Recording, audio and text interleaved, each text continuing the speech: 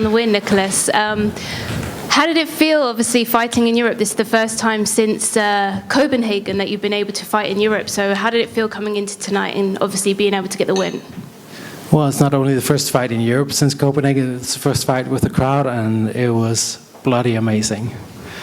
Were you aware of the crowd, every time that you would hit him and land a knee, that they would cheer and make, such a big... Yeah, I definitely noticed the crowd. Like, I've always fought with the crowd until COVID, so when COVID happened, I really didn't notice anything missing, but now that it's with the crowd again, I certainly feel that it gives an extra 5-10% in the cage, even though I'm super focused. And we saw, obviously, you got into a little bit of trouble in the first and halfway into the second round. You obviously made a massive comeback. How do you assess your performance tonight? My performance wasn't flawless, but I did a lot of the things we trained for, and I stayed calm. And I think most importantly, and this sounds odd for a guy who just fought his 27th fight and got his 20th victory, yay, anniversary. I never truly trusted myself, and I did that in this fight, and that made a huge difference for me mentally. Did you approach this fight any differently to how you normally do? No, the general fight camp was more or less the same, of course, for a different opponent, but just mentally, I've never felt the calmness and the balance I felt for this fight, and that made me stay calm under pressure in bad situations, and that's why I succeeded in this fight.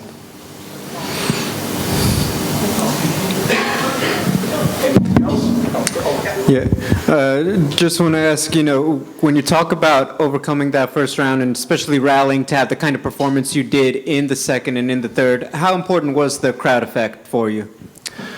Well, the crowd effect was definitely a factor, but for me personally, I love the crowd, but I'm fighting in the cage. I have blinders on, so don't get me wrong, the crowd does make a difference, but in order for me to do my job, I shouldn't have to rely on the crowd. So for me personally, I would have done it anyway, but it's of course it's an added bonus, it's a cherry on top. It doesn't change the whole recipe as a whole, but it's a cherry on top that makes it even more sweet when you do some exciting stuff. And then my final question, I think a lot of people, as they were watching the fight unfold, felt, okay, he's outlasted him, he's about to cruise to the finish line. And then it seemed like he got that last bit of wind to grapple a little bit. Did you worry that he might have been sneaking back into the scorecards a little bit? Yeah, absolutely, and that's why suddenly an oberplatter came out of nowhere, and I just lashed onto that. But we knew that coming into the fight that he's a guy you can never count out.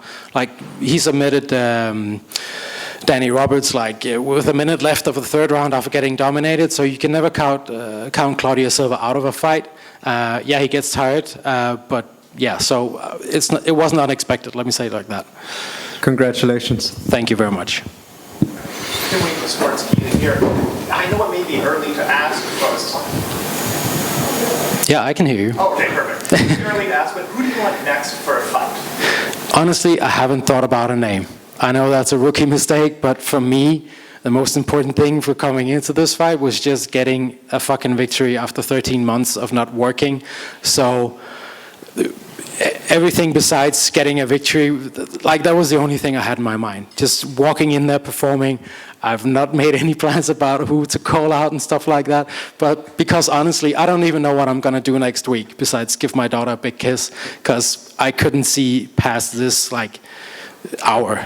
So I hope that makes sense. No, that's a great answer. And I love talking about the philosophy of fighting. Can you tell me a little bit more about what it means to learn to trust yourself a bit? You said you trusted yourself in there and that led to victory. Well, it's a difficult sport, right? You train 8, 10, maybe 12 weeks for something that lasts maybe 15 minutes if you're lucky. So, it's a tiny microscopic bit of the amount of hours you put into work. So when so much depends on such a little amount of time, I think it's at least for me, it was easy to kind of make it bigger than it is. Of course, it is a big thing because a lot of depends on it. But for me, at least, I found a way today to go in and not let that pressure affect me, and just trust that I can rely on my good instincts. I don't know if that answers your question. That's a great Sorry, answer. I just spent 15 minutes working my ass off, so English is not my first language, so I hope it makes sense. Absolutely, that was a great answer. Thank you. One Thank last you. question for you. Do you Sure. have a prediction for Leon Edwards or Kamaru Usman? That's an exciting fight. I like both guys. I would hate to predict that fight. In a way, I want both guys to win, so what I predict is an exciting fight. That's what I hope for. Thank you so much. Thank you. Any more questions? Okay, thank you. Thank you.